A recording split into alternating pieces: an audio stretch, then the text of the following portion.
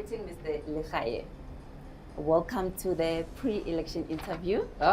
It's that time again. Yes. How are you feeling? Because you're one of the nominees for the Secretary General. How are you feeling about this whole procedure? Look, I think the question should be, what honor is it? Because that's what it is. Because it's an honor that comes from the regions coming from your province that say they bestow, that they believe that you are ready for such a position. So it is firstly me saying that I am, number one, my province who really recognized the fact that I am then a capable leader for them to put me up for such a position. So your question as to how am I feeling? Nervous? Yes, it is a natural way, because in leading people, it is never an easy task. So this is a leadership test, that is one that has been put forward for one. Yes. So now you're one of the candidates for Secretary General, right? Yes. So just tell me that, do you believe that as SAFPA it's ready for a female president? We have been led by very great individuals in the past, and no one takes away from those accolades. Yeah. We have come to an era where right now we are sitting at a juncture where we need to really, away from just putting gender around it, but saying the capabilities of the person we elect. What do they say? Let the gender come after that. Oh, it's actually the female gender. Are we ready for such a milestone?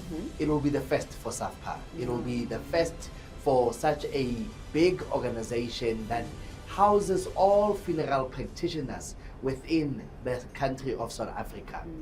Us really making sure that we can, put the nail in the wood, which we then lament into saying, let us have a female candidate who will take us forth from the times that we are coming from. It is the right time. And that's why I think the reason why, the slogan around this whole campaign to say, Kinako, it is time. If this is not time, what else are we asking for? So it is time. So your question is very valid, but it really needs to be reverberating for our voices to say to our clients, yes, it is time. It is time. Inako. So as a Secretary General, what will be your leadership priorities if you've been elected?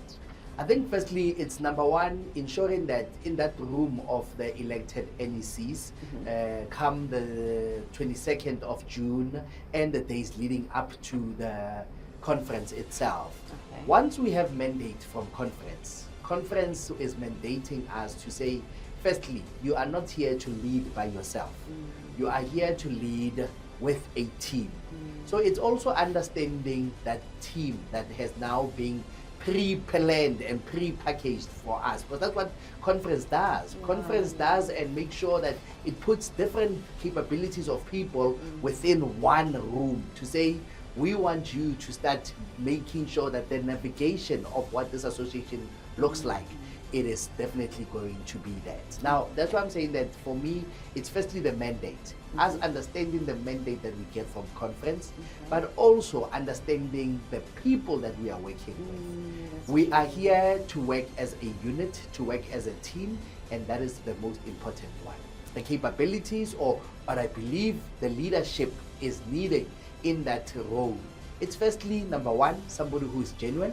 Also understanding the transparency that needs to be there. We need to have a people that ethicalness has to be the order of the day.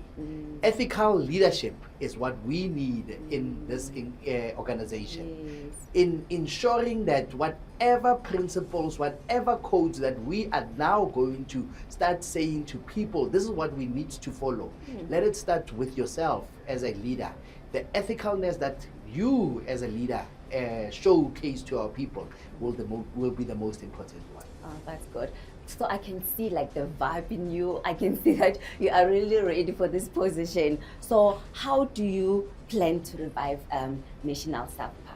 Look, I think you ask and the vibrancy. Yes. I've always been termed the Julius Malema of this association. Really? So I had to really tone down at some point to understand the levels of people that we work with. Here we work with organizational differences. We work with legacy build businesses. So you can imagine that other businesses are 4 or 5 legacies to where they are right now. So you need to also really respect that aspect. Being in SAFPA for the longest, which I have, remember that I'm very young at heart. So when I say the longest, I know that there are other people who've been here for longer than I have. But I believe that myself, that being in this association for the longest that I have, is now the right time to say that what we are doing is building on the building blocks that have already been laid. So we are not building a new structure. We are not building a new house.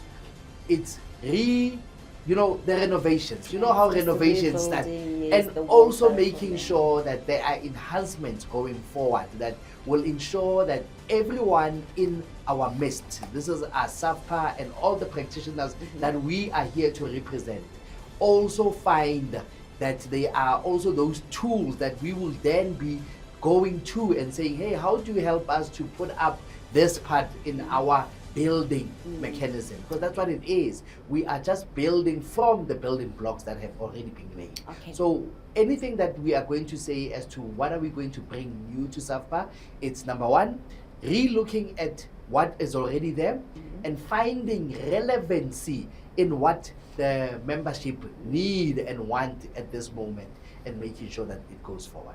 Okay.